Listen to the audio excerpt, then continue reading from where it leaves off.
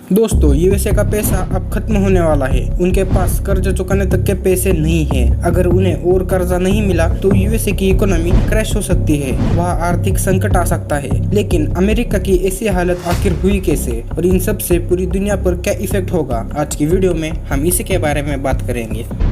World's largest economy, the United States of America, is running out of cash, and if they don't do anything about it before the 1st of June, the superpower could default.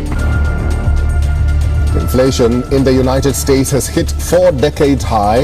Lower income households face the worst of the crisis. In May, inflation hit 8.6%, the highest in 40 years. Venezuela are now worth next to nothing due to the sky-high levels of inflation. दोस्तों, America current में पूरी दुनिया में सबसे ताकतवर देश है, जो पूरी दुनिया को कंट्रोल करता है, जिसकी इकोनॉमी $23 ट्रिलियन की है, जो पूरी दुनिया में सबसे ज्यादा है। वही भारत की इकोनॉमी $3 ट्रिलियन की है, जो पूरी दुनिया में 5th सबसे बड़ी इकोनॉमी है। अमेरिका की इकोनॉमी सबसे बड़ी होने के बावजूद ये लॉस में है। ऐसा क्यों? क्योंकि उनके खर्चे उनके इनकम से ज्यादा है। एक एग्जाम्पल लिए तो भारत की इकोनॉमी स्टेबल है। अगर भारत के इकोनॉमी की बात करें तो अगर भारत 1000 रुपए कमा रहा है तो उसके खर्चे भी 900 साढ़े 900 रुपए है। लेकिन हम यूएसए की बात करें तो भले ही अमेरिका 10,000 रुपए कमा रहा है, लेकिन उसके खर्चे 12,000 रुपए है। अमेरिका भले ही पूरी दुनिया में सबसे बड़ी इकोनॉमी है, लेकिन उनके खर्चे भी पूरी दुनिया में सबसे ज्यादा है। वही हमारी इकोनॉमी भले ही कम है, लेकिन हमारे खर्चे भी कम है। अमेरिका को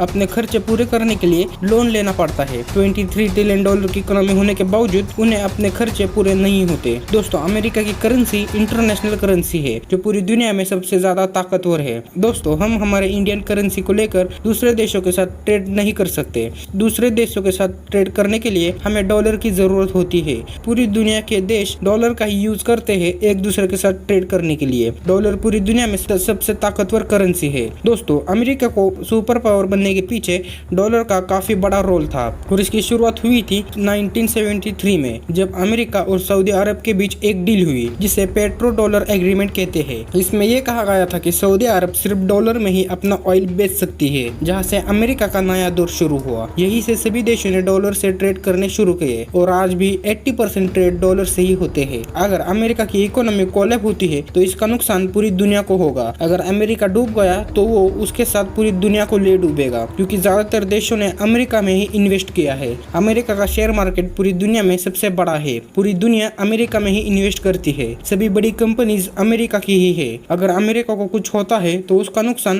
पूरी दुनिया को होगा। लेकिन हम इससे क्या सीख सकते हैं? देखो दोस्तों, हमें अमेरिका पर ही डिपेंड नहीं रहना चाहिए। हमें अमेरिका के डॉलर पे ही डिपेंड नहीं रहना चाहिए। हमें अपने रुपए से बाकी देशों के साथ ट्रेड करना चाहिए। भारत एक ऐसा देश है जहाँ सबसे ज्यादा लोग रहते हैं। ऐसा नहीं कि इकोनॉमिक क्राइसिस सिर्फ अमेरिका या श्रीलंका जैसे देश में ही आते हैं। भारत में भी ये आ सकता है, लेकिन कुछ ऐसे इंडस्ट्रीज है, कुछ ऐसे बड़े बड़े कंपनीज है जो भारत को इससे बचा रहे हैं। दोस्तों, भारत की 50% से भी ज्यादा की पॉपुलेशन अनऑर्गेनाइज सेक्टर में काम करती है। हमें इन अनऑर्गेनाइज सेक्टर को ऑर्गेनाइज करना होगा। दोस्तों, इस पूरे ओवरव्यू पे आपके क्या राय है, हमें कमेंट करके जरूर बताएं। और इस वीडियो से आपको थोड़ी बहुत भी इन्फॉर्मेशन प्रोवाइड हुई तो इस चैनल को सब्सक्राइब भी जरूर करें, क्योंकि आपके एक सब्सक्राइब से हमें बहुत बड़ी हेल्प होती है।